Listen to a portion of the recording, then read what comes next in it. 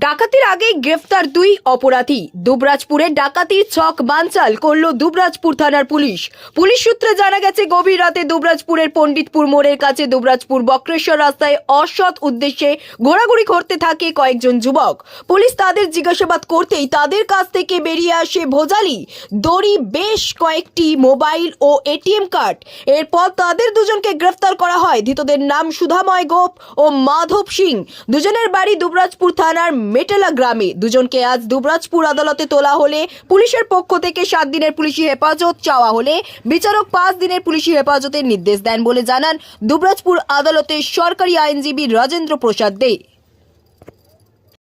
সুধাময় গোপ এবং মাধব সিং এই দুজনকে দুবরাজপুর থানার পুলিশ অ্যারেস্ট করে আজকে আদালতে ফরওয়ার্ড করেন এবং সেই সঙ্গে ওদেরকে 7 দিনের পিসি পেয়ার করেন এবং লানেট কোর্ট কনসিডার করে 5 দিন পিসি পেয়ার অ্যালাউ করেছিলেন। এদের বিরুদ্ধে অভিযোগ যে আজকেই 22/12/2024 তারিখে রাত্রি 1টা থেকে 2টো নাগাদ এরা পণ্ডিতপুর মোড়ে ডাকাতির উদ্দেশ্যে বসেছিল।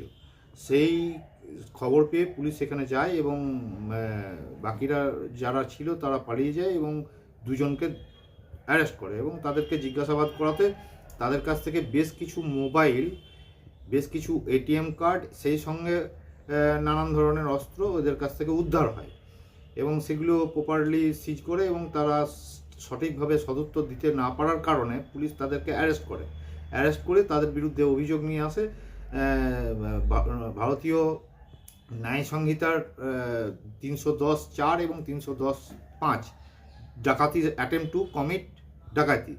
এই অভিযোগে এদেরকে অ্যারেস্ট করে আজকেই আদালতে ফরওয়ার্ড করা হয়। আদালত আজকে ওদের যে বেল পেয়ার ছিল সেই বেল পেয়ারটাকে খারিজ করেন এবং 5 দিন পুলিশ রিমান্ড অ্যালাউ করেন।